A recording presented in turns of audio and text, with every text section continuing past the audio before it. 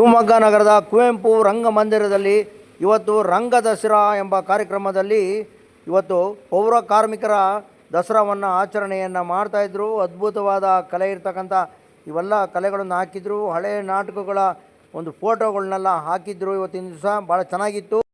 S ನಮಸ್ಕಾರ, ನಾನು ಶಿವಮೊಗ್ಗ ವಿರೂಪಾಕ್ಷ ಮಾತನಾಡ್ತಾ ಇದ್ದೀನಿ. ಇವತ್ತಿನ ದಿವಸ ದಸರಾ ಕಾರ್ಯಕ್ರಮ ಇದೆ. ದಸರಾ ಕಾರ್ಯಕ್ರಮದಲ್ಲಿ ಪೌರ ಕಾರ್ಮಿಕರ ದಿನಾಚರಣೆ ಅಂತೇಳಿ ಭಾಳ ಅದ್ಭುತವಾಗಿ ನಡೆಸ್ತಾ ಇದ್ದಾರೆ ಶಿವಮೊಗ್ಗದ ಕುವೆಂಪು ರಂಗಮಂದಿರದಲ್ಲಿ.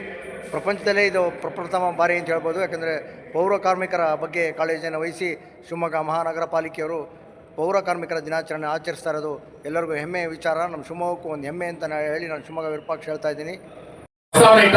ಒಂದು ಪೌರ ಕಾರ್ಮಿಕರ ದಸರಾ ನಡೀಬೇಕು ಸರ್.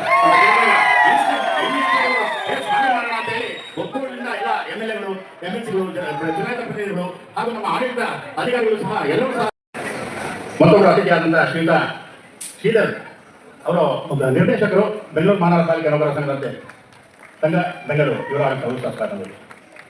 ಅದೇ ರೀತಿ ನಮ್ಮ ರಾಜವಡೆಯ ಶ್ರೀನಾಲ್ವಡಿ ಕೃಷ್ಣರಾಜವಡೆಯ